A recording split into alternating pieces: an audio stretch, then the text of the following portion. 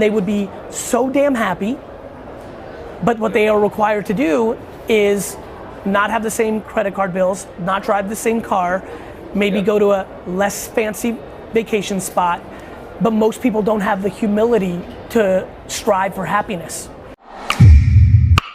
You talked on stage a bit competition for content, sort of the Darwinian marketplace, the oversupply versus the fixed demand. Yes. So are you on the sort of Nassim Taleb, Extremistan parallel, a few people win, or are you the Chris Anderson long tail, you just need 1,000 true fans, or? I think they both ebb and flow.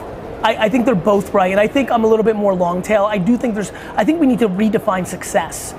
I think that if, for me, and this is the first talk I gave that kind of broke me out, which is like, if you love the Smurfs, Smurf it up at that, Web Expo 2.0, 2007. Sorry, I've not previously heard that line. That's an amazing line. My breakout in the tech world was absolutely this conference at the Javits Center that really put me on the map in TechCrunch and other places.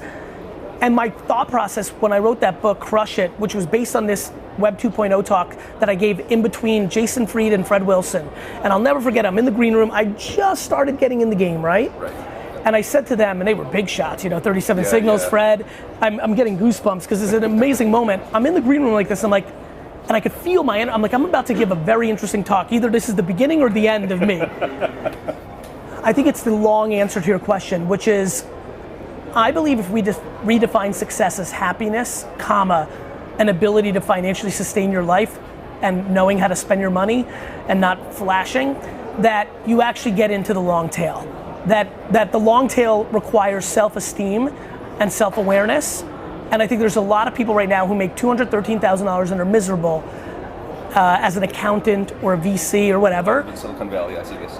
Who could be remarkably happy making $98,000, running a ski media company that is a very moderate podcast, a very solid Instagram, a not too shabby YouTube, monetized by 2 or 3 brands and some fun t-shirts and a small subscription business, and they would be so damn happy, but what they are required to do is not have the same credit card bills, not drive the same car, maybe go to a less fancy vacation spot, but most people don't have the humility to strive for happiness.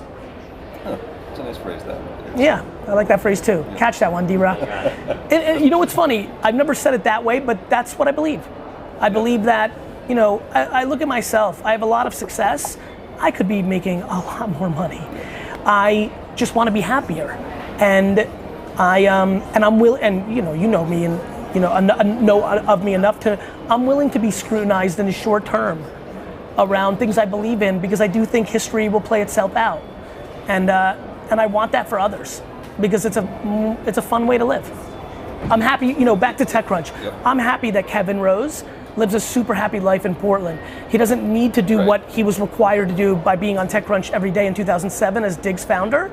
He lived what he wanted to do. And there's a lot of stories like that from the early, I'm so affected because TechCrunch was the #1 site I consumed from 2006 to 2010. There's a lot of stories of people looking for their happiness or burning out and being required to find their happiness. And I think we need to have that conversation. Yeah, Arrington himself to an extent.